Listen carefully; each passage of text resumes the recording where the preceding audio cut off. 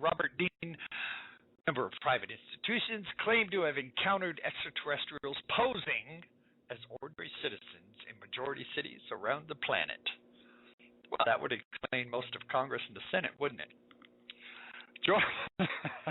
Sorry. They admit that George Emitsky was the first to write about extraterrestrial societies living among the human population. Well, they got that one wrong too. God was the first one to write about it in Genesis 6, right up through the Old Testament, right in the New Testament.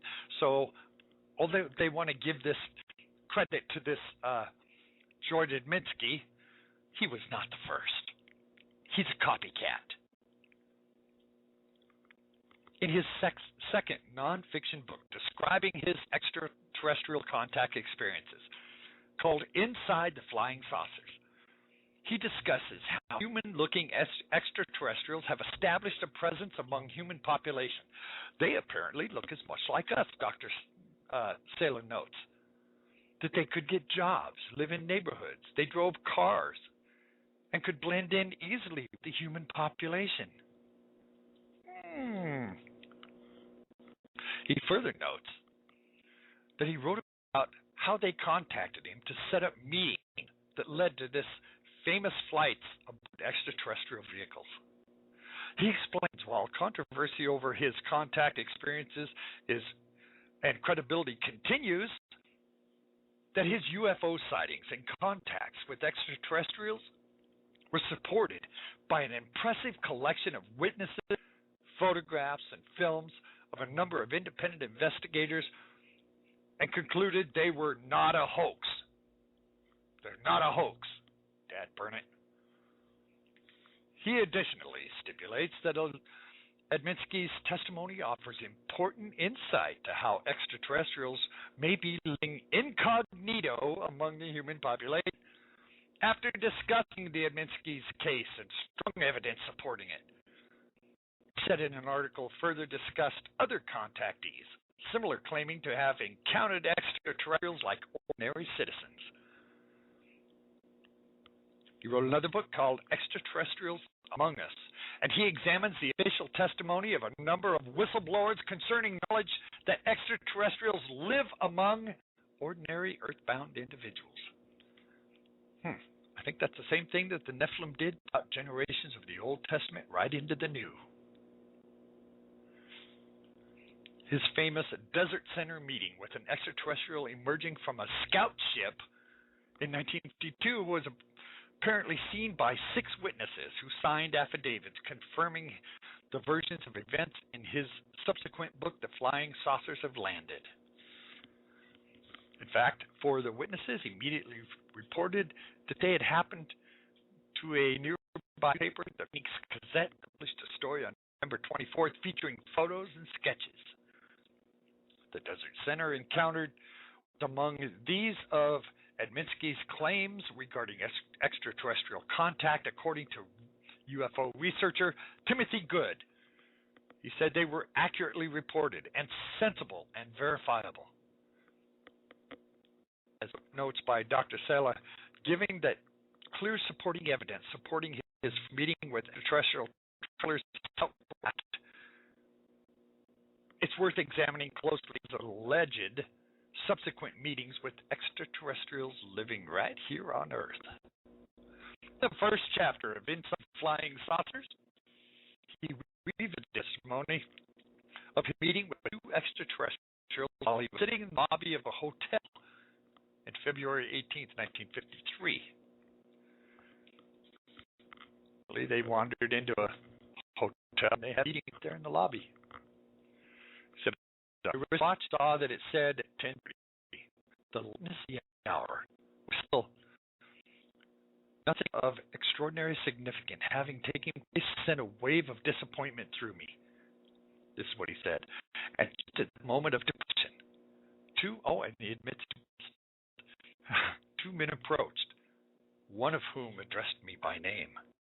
Both were complete strangers, but no hesitancy in the manner that they came forward. Nothing in their presence to indicate they were other than average young businessmen. I noted that both men were well proportioned, One was slightly over 6 feet, looked to be in his early 30s. His complexion was ruddy, his eyes dark brown, the kind of sparkle that suggests great enjoyment of life. His gaze was extraordinarily penetrating. His black hair waved and was cut according to our style. He wore a dark brown business suit, but no hat. The shorter man looked younger, and I judged his height be over 5 feet 9 inches. He had a boyish face, a fair complexion, eyes of grayish blue. His hair also wavy and worn in our style. It was sandy in color. He was dressed in a gray suit and was also hatless. He smiled as he addressed me by name, and I acknowledged the greeting. The speaker extended his hand, and when it touched me, a great joy filled me. The signal was the same as it had been given by the man I met in the desert on that memorable day, November 20th, described in the Book of Flying Saucers. My goodness. He was filled with joy when he touched his hand. Filled with joy. It says, together we left the lobby. I walked between them, about a block north of the hotel. They turned into a parking lot where they had a car waiting. They had not spoken during the short time, yet inwardly I knew that these men were true friends. I felt no urge to ask where they proposed to take me, nor did it seem odd they had volunteered no information. An attendant brought the car around. The younger man slid into the driver's seat, motioning me to get in beside him. Our other companion also sat in the front seat. The car was a 4-door black Pontiac sedan. Oh, aliens drive Pontiacs. The man who had taken the wheel seemed to know exactly where he was going, and he drove skillfully. I'm not familiar with all the new highways leading out of Los Angeles. I had no idea in which direction we were heading. We rode in silence. I was entirely content to wait for my companions to identify themselves and explain the reason for our meeting. What's significant here is the two extraterrestrials possessed a car and knew how to navigate on the newly compiled LA freeway system. This is no mean feat and suggests that extraterrestrials had the time to learn the road traffic rules and how to navigate through Los Angeles. Well, what do you think, folks? What do you think? Now, I could go on about this, but I want to make sure we can talk about this genetically modified food before we run out of time. So I don't want to spend way too much time, but get the idea here that through all of this, the convincing stories, through all of the scientific proof, through their discount of the truth of religion, the truth of Christ, where they come right out and say that they're progressive. They want a one-world government, a one-world religion. They say this clearly. Obviously, these people are talking about the Nephilim. I don't think there's any doubt about this. This is clearly about the Nephilim.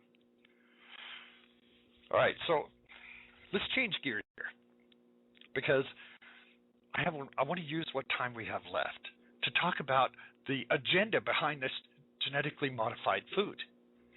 And I think it's important that we understand they have a diet plan for the whole planet. We're going to talk about the dangers of this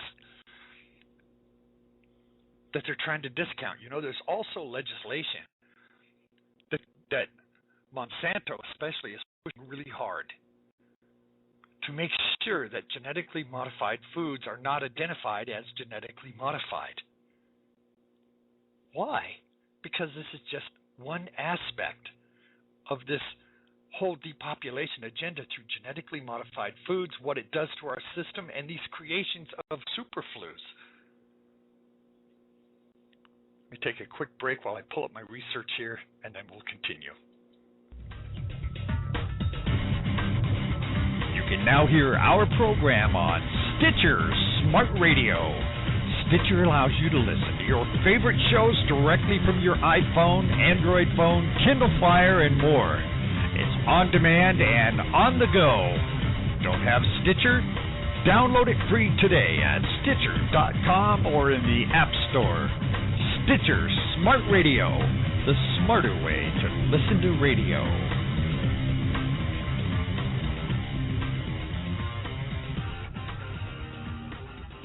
And by all means, I use Stitcher all the time. It's a great program. It's very reliable. Just go to Stitcher, come to the W. Dean Shook program, and mark it as one of your favorites so you can come back and listen anytime you want.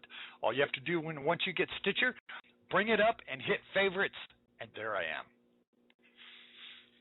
am. Thank you so much. Thank you. Well, let's talk about this genetically modified food. Now, there's an idea behind this. You know, the whole green agenda, this is all behind the green agenda. This is also part of the One World Government, part of Agenda 21. Most of you have heard a lot about Agenda 21. I cover Agenda 21. There's a lot of people that cover the UN Agenda 21. It's important to know what it is, how it works, because it's something that we have to deal with all of the time. It's being implemented cut by cut, slice by slice. This is just like it says in the intro to the program. People will never sign on to Agenda 21 as it is, but in piecemeal, in slice by slice, they will sign on to every aspect of it. And that's exactly what's happening.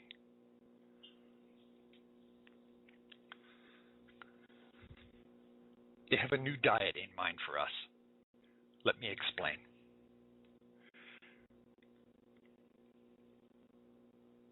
This comes from the Fortune Brainstorm Green Conference in California. Surprised it's California? I'm not. To paraphrase, journalist Mark Gunther, who moderated the evening, was asked some questions. There was a question and answer. I'll tell you what these question and answers were. I have a transcript here. First question, are you a vegan?